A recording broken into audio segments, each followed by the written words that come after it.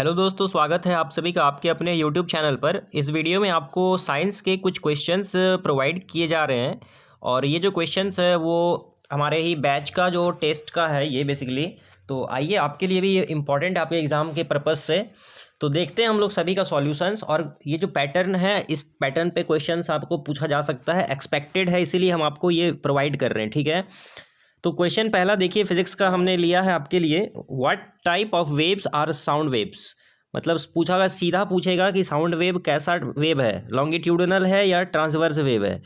तो इस तरह से आपको अगर पूछा जाता है तो आप क्या बोलिएगा, लाइट जो आपका साउंड वेव होता है लॉन्गिट्यूडनल वेव होता है, और लाइट वेव जो होता है वो आपका क्या होता है, ट्रांसवर्स वेव होता है। ठीक है, सेकंड क्वेश्चन में हम लोग अगर देखेंगे तो बोला है which of the following are not applicable या not application of ultrasonic waves. मतलब ये चार ऑप्शंस में से कौन सा जो ऑप्शन है वो अल्ट्रासोनिक वेव के लिए एप्लीकेशन नहीं है। तो इसका जो करेक्ट आंसर हो जाएगा वो हो जाएगा option D, in sterilising of a needle. ठीक है, ऑप्शन नंबर 3, क्वेश्चन नंबर 3 देखते हैं। तो बोला है what is the speed of sound in air. Air में स्पीड ऑफ साउंड पूछा है। तो एयर में जो स्पीड ऑफ साउंड होता है वो होता है 332 मीटर पर सेकेंड। नेक्स्ट क्वेश्चन की तरफ बढ़ते हैं। देखिएगा, बोला है what will be the effect of temperature on speed of sound. ये क्वेश्चन बहुत इंपॉर्टेंट है, बहुत बार हम आपको बता भी चुके हैं कि टेम्परेचर अगर बढ़ा देते हैं, जैसे टेम्परेचर को बढ़ाइएगा स्पीड ऑफ साउंड भी बढ़ जाएगा। बात समझ में आ गया, टेम्परेचर अगर बढ़ जाएगा तो साउंड का स्पीड बढ़ जाता है। लेकिन अगर बोल देता प्रेशर का क्या इफेक्ट पड़ता है, तो प्रेशर का कोई इफेक्ट नहीं पड़ता है स्पीड ऑफ साउंड में। ठीक है, उसी तरह से बोल देगा टेम्परेचर को अगर बढ़ा देंगे तो लाइट का स्पीड पे क्या असर पड़ेगा, what will be the effect of temperature on speed of light. तो बोलेगा कुछ इफेक्ट नहीं होगा। ठीक है, टेम्परेचर से कोई रिलेशन नहीं है स्पीड ऑफ लाइट का। तो इसका जो करेक्ट आंसर है इसका आंसर हो जाएगा speed of sound will increase with the increase of temperature of the medium. ठीक है, ऑप्शन नंबर डी। उसके बाद क्वेश्चन नंबर 5 देखते हैं क्या कहा जा रहा है। बोला है name the characteristics of sound which distinguishes a sharp sound from a grave और डल साउंड। तो ये जो है वो प्रॉपर्टी ऑफ साउंड से है और ये आपका पिच हो जाएगा। ठीक है, क्वेश्चन नंबर 6 की ओर बढ़ते हैं। क्या कहा जा रहा है, due to which phenomena sound is heard at a longer distance in nights than in a day. मतलब कि रात में जो होता है स्पीड ऑफ मतलब साउंड जो होता है ज़्यादा दूर तक हम लोग सुन सकते हैं। ऐसा क्यों होता है, तो ये है जो हमारा रिफ्रैक्शन ऑफ साउंड की वजह से ऐसा होता है। What is the unit of loudness. Question number 7, what is the unit of loudness. Loudness का यूनिट क्या है, तो डेसिबल उसका यूनिट है। में देखिए क्या कहा जा रहा है कि which of the following is the fastest process of heat transfer. तो इसका करेक्ट आंसर हो जाएगा radiation. Radiation is the fastest process of heat transfer. और क्वेश्चन नंबर 9 कहा जा रहा है कि what would be the thermal resistance of an ideal conductor. Ideal conductor का थर्मल रेजिस्टेंस कितना होना चाहिए। देखिए, आइडल कंडक्टर का जो थर्मल रेजिस्टेंस है वो 0 होना चाहिए। ठीक है, तो ऑप्शन नंबर ए करेक्ट हो जाएगा। 10 में क्या बोल रहा है कि a cooking pot is coated black. मतलब खाना बनाने वाला जो बर्तन होता है, आप लोग गांव में देखे होंगे, अगर खाना पकाने वाला जो बर्तन है उसका जो ये जो बाहर से हम लोग इसमें ब्लैक कलर का लेप चढ़ा दिया जाता है। आप लोग देखे होंगे गांव घर में ऐसा होता है। क्या कारण से इसको काला कर दिया जाता है, तो वो है ब्लैक कलर जो होता है वो क्या होता है, हीट को ज़्यादा एब्जॉर्ब करता है। और यही कारण है कि गर्मी के मौसम में बोला जाता है लाइट कलर का कपड़ा पहनना चाहिए। अगर आप वाइट कलर का कपड़ा पहनते हैं गर्मी का मौसम में तो कम गर्मी लगेगा। अगर कोई ब्लैक कलर का गर्मी के मौसम में कपड़ा पहनता है तो उसको ज़्यादा गर्मी महसूस होगा, क्योंकि ब्लैक कलर जो होता है वो एक गुड एब्जॉर्बर ऑफ हीट होता है। ठीक है, तो इसमें देखिए, इसमें ऑप्शन नंबर क्या होना चाहिए, उस तरह से आप इसको टिक मार दीजिए। Black surface the material of the pot would not be damage, या black surface are easier to clean, या फिर ऑप्शन ए बोला है black substance absorb more heat. तो आपका ऑप्शन नंबर ए हो जाएगा सही। उसी तरह से आगे बढ़ते हैं। क्या कहा जा रहा है क्वेश्चन में, what is the value of universal gravitational constant. Capital G का इसमें बोला है वैल्यू क्या होगा सीजीएस यूनिट में। देखिए यहाँ पे ध्यान देना है, सीजीएस बोल दिया है, तो सीजीएस में क्या हो जाएगा, ऑप्शन नंबर सी हो जाएगा। Option number C 6.67 into 10⁻⁻8। ठीक है, और अगर यही बोल देता, अगर सीजीएस ना बोल के यहाँ पे बोल देता एसआई में, तो आप क्या बोलते हैं 6.67 इंटू 10⁻⁻11 न्यूटन मीटर स्क्वायर पर केजी स्क्वायर। तो यूनिट भी पता रखिएगा।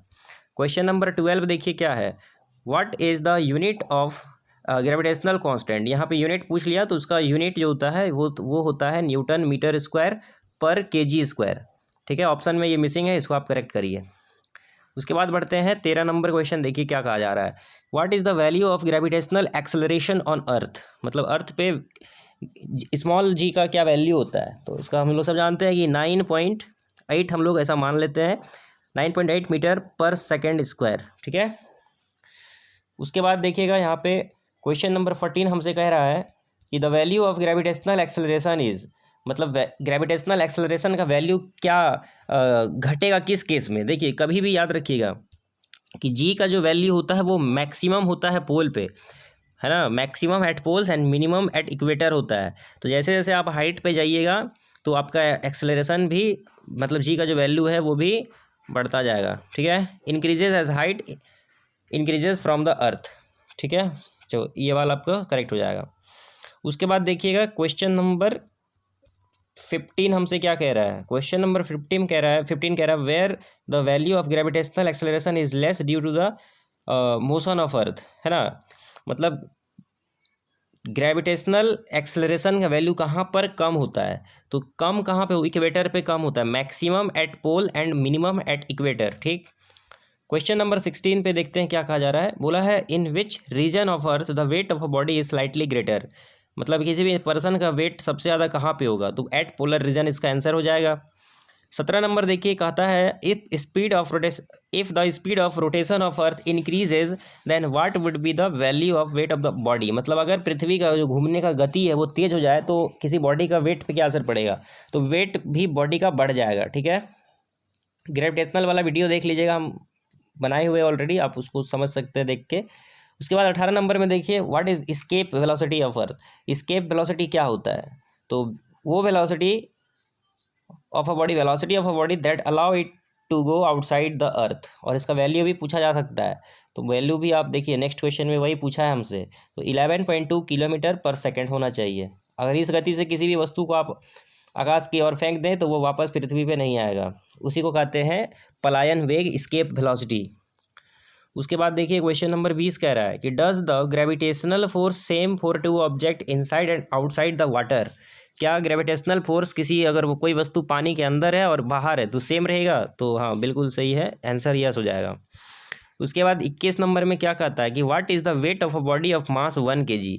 मतलब अगर किसी बॉडी का मास 1 kg है तो उसका वेट कितना होगा, तो 9.8 न्यूटन उसका वेट हो जाएगा। ठीक है, क्वेश्चन नंबर 22 देखिए, कहता है कि weight of free fall object is, है ना, mass of object is into gravitational acceleration, मतलब F is equal to ma, तो यही वाला दिख रहा है।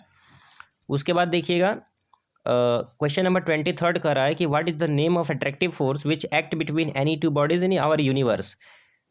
अट्रैक्टिव फोर्स बोला है, दो बॉडी के बीच में लगने वाला अट्रैक्टिव फोर्स को हम लोग क्या कहते हैं, ग्रेविटेशनल फोर्स कहते हैं। ठीक है, ग्रेविटेशनल फोर्स पूछेगा कैसा फोर्स है, रिपल्सिव है, अट्रैक्टिव है, समटाइम्स अट्रैक्टिव रिपल्सिव बोथ, ऐसा करके देगा तो बोलिएगा ग्रेविटेशनल फोर्स हमेशा अट्रैक्टिव फोर्स होता है। ठीक है, उसके बाद देखते हैं नेक्स्ट क्वेश्चन 24 में बोला है what is the approximate mass of sun. तो अप्रॉक्सीमेट मास ऑफ सन मतलब 1.99 में हम लोग लेते हैं, लेकिन उसको हम लोग अप्रॉक्सीमेट करेंगे तो 2 × 10⁻30 kg हो जाएगा। ठीक है, उसी तरह से देखिए what is the approximate mass of earth बोला है, तो ये वाला ऑप्शन डी करेक्ट हो जाएगा, 6 × 10⁻24 किलोग्राम। ठीक है, वैसे 5.99 समथिंग होता है तो उसको अप्रॉक्सीमेट कर देते हैं। उसके बाद यहाँ पे कुछ मैथ्स का भी क्वेश्चन इसमें हम आपके लिए ऐड कर दिए हैं, तो इसको भी आप लोग कर लीजिएगा। इसमें देखिए क्या बोला है कि रमन 500 रुपया बैंक में जमा करता है और यदि बैंक का वार्षिक दर 4% है तो 2 वर्ष में उसको कितना चक्रवृद्धि ब्याज मिलेगा।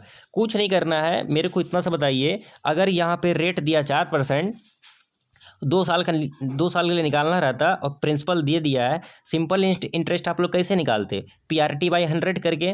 तो यहाँ पे लेकिन कंपाउंड इंटरेस्ट बोला है ना, पहला साल 4% लग रहा है और फिर अगला साल भी 4% लगेगा सिंपल इंटरेस्ट में। SI में ऐसा होता, लेकिन ये CI है, तो CI में अगर हम इक्विवेलेंट रेट निकाल दें तो 4×4 8% हो जाएगा और इसको गुना कर दीजिए, 4×4 16, इतना परसेंट आपका रेट आ गया, इक्विवेलेंट रेट CI के लिए। अब 500 का इतना परसेंट निकाल दीजिए, जो आंसर आएगा वो आपका बन जाएगा। ठीक है, उसके बाद देखिए क्या बोला है वंश 5% की वार्षिक चक्रवृद्धि ब्याज की दर से 3,000 निवेश करता है, 2 वर्ष के बाद उसको कितना ब्याज स्वरूप मिलेगा। सेम यहाँ पे है, तो 5% इस बार रेट दिया है ना, तो अगर सिंपल इंटरेस्ट रहता तो पहला साल 5%, दूसरा साल 5%, लेकिन सीआई है ना, तो सीआई में पहले 5 को जोड़ देंगे, 10 हो जाएगा, फिर गुना कर देंगे, तो 10.25% अगर डायरेक्ट आप 3,000 पे लगा दीजिएगा तो 2 साल के लिए आपको निकल के मिल जाएगा। ठीक है, उसके बाद देखिए 3 नंबर में, तो आप लोग इसको बना ही लीजिएगा इसी प्रकार से, 2 साल के लिए बोला है तो सेम करेंगे। ठीक है, इस तरह से आप लोग इसको बना लीजिएगा, ये मैथ्स के लिए है। और अभी और कुछ हम आपको इसी तरह से वीडियो का मतलब वीडियो में PDF आपको हम कराएंगे, आप लोग वो सब देख लीजिएगा। मोस्ट इंपॉर्टेंट टाइप है आपका, समझिए, तो उसमें से अगर सब कुछ ठीक रहा तो उसमें से बहुत ज़्यादा क्वेश्चन आपका मैच कर सकता है। ठीक है, तो चलिए मिलते हैं नेक्स्ट वीडियो के साथ। Till then take care, keep learning, thank you.